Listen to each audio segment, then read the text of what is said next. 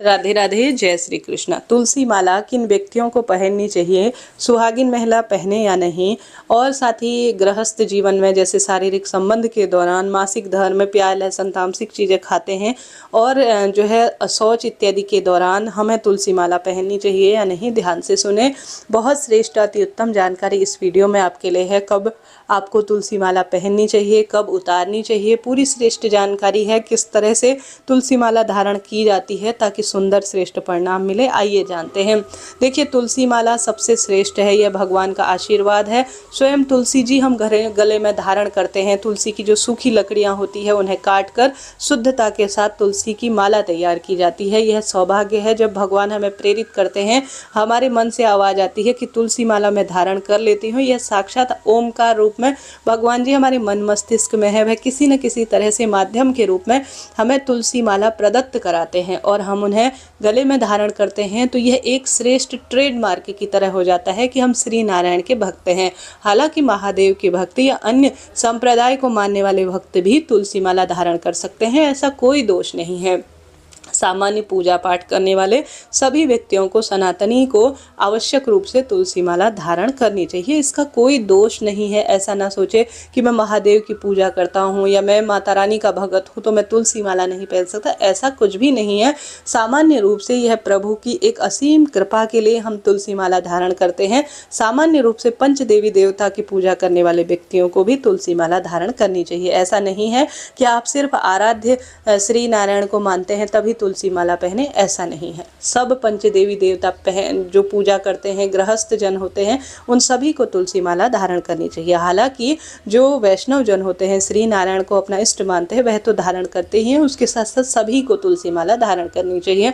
अब प्रश्न आता है कि तुलसी माला किस उम्र के बाद हमें धारण करना चाहिए, तो ऐसा कोई भी समय नहीं है, कोई उम्र नहीं है, कोई निश्चित इसका मापदंड नहीं है। जब आपको लगे कि मैं तुलसी माला पहनना चाहती हूँ सामान्य रूप से, तब से आप पहन सकते हैं, कोई दिक्कत नहीं। ये गलत भ्रांतियां फैला दी हैं कि कभी भी लड़कियों को, सुहागिन महिलाओं को नहीं पहननी चाहिए, ऐसा नहीं है। वृद्ध को ही पहननी चाहिए, यह कहाँ लिखा है। देखिए, मृत्यु तो जाने कि स्वरूप में आ जाए, किसी ने नहीं देखा है। कहा जाता है तुलसी की माला जो गले में धारण किया रहता है, हरि नाम का चिंतन करता है, वह सीधे बैकुंठ में जाता है। और तुलसी जो अपने आप में श्रेष्ठ होती है, मन कर्म वाणी को भी शुद्ध करती है, शारीरिक रूप से भी कई तरह के दोष का निवारण करती है। इसलिए तुलसी माला हमेशा, कोई उम्र का इसमें वो नहीं है, कोई गृहस्थ जीवन को यह प्रभावित नहीं करती है, सामान्य रूप से सभी पहन सकते हैं। अब आपको यह कहाँ से मिलती है जिससे श्रेष्ठ परिणाम मिलते हैं? देखिए, किसी भी गृहस्थ जन को अगर किसी मंदिर में से मिल जाए, किसी गुरुजन का आशीर्वाद रूप में मिल जाए, तो यह सौभाग्य की बात है, आप गले में धारण कर सकते हैं। नहीं तो अपने घर पर आप कहीं से भी खरीद कर लाएं, जिस स्वरूप में आप पहनना चाहते हैं। किसी भी दिन, कोई दिन बार देखने की आवश्यकता नहीं, कोई नक्षत्र देखने की आवश्यकता नहीं। भगवान जी के श्री चरणों में आधा 1 घंटा 2 घंटा आप छोड़ दीजिए, बाद में आप तुलसी माला कोई भी व्यक्ति पहन सकता है, कोई इसकी उम्र नहीं है, आप पहन लीजिएगा, ठीक है, कोई दिक्कत नहीं है। अब प्रश्न आता है, दीदी प्याज लहसुन तामसिक चीज़ें। देखिए, सबसे पहले तो आप तुलसी माला पहनेंगे ना, तो आपको कोई भी चिंता टेंशन करने की बात है ही नहीं। फिर तो आपने माला पहन ली तो भगवान की एक असीम कृपा स्वतः ही मिल गई है। फिर आप स्वयं ही प्याज लहसुन तामसिक चीज़ें, आपका मन ही नहीं करेगा। इतनी प्रभु कृपा होती है ना कि खुद ही मन नहीं करता कि प्याज लहसुन तामसिक चीज़ों का सेवन किया जाए। यह हरी इच्छा होती है कि स्वयं ही सारी चीज़ें खुद ही छूट जाती हैं। फिर भी अगर ऐसा है कि आप प्याज लहसुन तामसिक चीज़ें, कहीं बाहर जाते हैं, ऑफिस इत्यादि का कार्य रहता है, कहीं देश विदेश जाना रहता है, वहाँ ऐसा माहौल है ही नहीं, तो देखिए, यथाशक्ति तथा भक्ति। देखिए, संभव हो तो प्याज लहसुन तामसिक चीज़ों का बिल्कुल भी सेवन ना करें, यह दोष उत्पन्न करता है। परंतु ऐसी परिस्थिति है, नहीं हो पाता है, तो देखिए, भगवान हर स्वरूप में पूजा स्वीकार करते हैं, कोई दोष भी नहीं लगता है। आपके जैसा है, जिस स्वरूप में है उस स्वरूप में भक्ति करते हैं तो भी कोई खास दोष नहीं लगता है। तो आप बिल्कुल इस चीज़ को चिंता में, मन में न डालें। अब प्रश्न आता है, दीदी मासिक धर्म के दौरान या पति पत्नी के संबंध के दौरान या सूतक पातक की स्थिति रहती है, जैसे सूतक मृत्यु के समय किसी के यहाँ 13 दिन तक बैठना होता है, या घर में किसी की मृत्यु हो जाती है, पातक अर्थात घर में किसी बच्चे का जन्म होता है, तो यह सूतक पातक की स्थिति कहलाती है। ऐसे में इसका कोई भी दोष नहीं है, मासिक धर्म का इसमें कोई दोष नहीं है, आपको उतारने की आवश्यकता आवश्यकता नहीं है।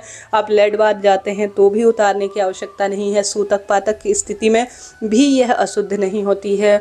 मानसिक शारीरिक किसी भी स्वरूप में अगर पति पत्नी के संबंध है तो भी कहने का अर्थ है कि कोई भी गलत इसमें है ही नहीं। जैसे हमारे वस्त्र होता है ना शरीर में, उसी तरह से यह शरीर का एक अंग बन जाता है। तो तुलसी माला पहनने का इसमें कोई दोष नहीं लगता। हमारा शरीर अशुद्ध होता है और चीज़ें अशुद्ध होती है, परंतु जिस तरह से घर में रखा हुआ गंगा जल जो है किसी भी स्वरूप में सूतक पातक में दूषित नहीं होता, ठीक वही बात यहाँ पर लागू होती है। तो पति पत्नी के शारीरिक संबंध, मासिक धर्म के दौरान, सूतक पातक में कहीं जाना हो, ट्रैवल करना हो, या किसी भी तरह से इसका दोष होता ही नहीं है।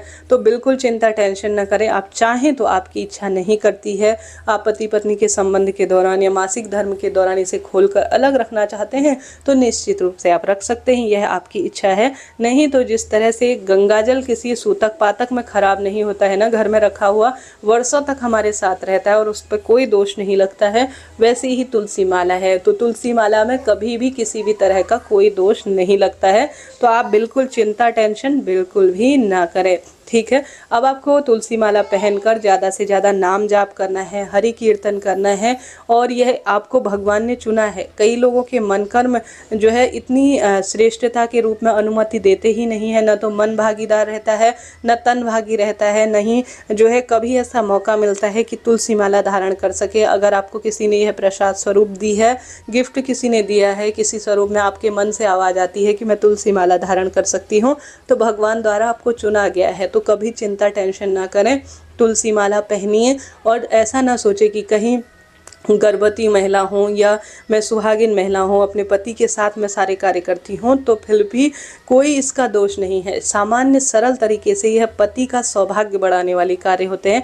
आजकल पत्नी कहीं घर के काम नहीं करेगी, कहीं वह बैरागी बन जाएगी, इसलिए उसे कहा जाता है जो है, और यंग जो जनरेशन होती है कि आप तुलसी माला ना पहने, आप जो है कहीं जो है किसी से जुड़ ना जाए, मतलब भगवान कहीं आप संन्यास ना ले लें, इसलिए उन्हें रोका जाता है। जबकि ऐसा नहीं है। देखिए, गृहस्थ जीवन के कार्य होते हैं, सामान्य कार्य होते हैं जो चलते चलते सब तरह के होते हैं गृहस्थ जनों के लिए। साथ साथ भक्ति मार्ग को भी प्रशस्त किया जाए तो सुंदर परिणाम तो मिलता ही है। तो इस तरह से जानकारी थी। शुद्धता का जरूर ध्यान रखें। जब भी तुलसी माला पहने, आप कहीं मंदिर इत्यादि से या मथुरा वृंदावन जाएं या कहीं अपने हाथ से भी घर में बनाई जा सकती है। तो इस तरह से आपको तुलसी माला कभी भी किसी भी दिन धारण करनी है और उतारने की भी किसी भी स्वरूप में आवश्यकता है ही नहीं। तुलसी की महिमा शास्त्रों में अद्भुत है। तुलसी की मिट्टी हो, तुलसी की लकड़ी हो, तुलसी की पत्ती हो, यह साक्षात श्री नारायण का एक स्वरूप है। सुहागिन महिला, पुरुष जन, बच्चे बड़े सभी को तुलसी माला धारण करनी चाहिए। तुलसी की जो लकड़ी होती है उसे घिसकर अगर चंदन बनाया जाए, हरी चंदन, और भगवान को इसे समर्पित किया जाए, चंदन को, तुलसी की लकड़ी को घिसकर हरी चंदन बनाकर, तो कहा जाता है श्री नारायण एक बार उन्हें गले जरूर लगाते हैं। तुलसी की लकड़ी को दीपक रूप में बनाकर अर्थात तुलसी की लकड़ी को किसी कच्चे सूत या किसी कलावा में लपेटकर भगवान जी के समक्ष प्रस्तुत किया जाए दीपक के रूप में, तो यह हवन रूप में जाना जाता है। इतनी सुंदर महिमा है, तो दोष का तो प्रश्न होता ही नहीं है। तो तुलसी की लकड़ी का जो बनाया जाता है माला, उसे धारण करने से वैकुंठ में प्राप्ति होती है, ऐसी मान्यता है। तो तुलसी माला से संबंधित सब प्रश्नों का आपको उत्तर मिल गया होगा। कोई प्रश्न हो अभी भी तो आप पूछ सकते हैं। हरे कृष्णा, जय तुलसी मैया।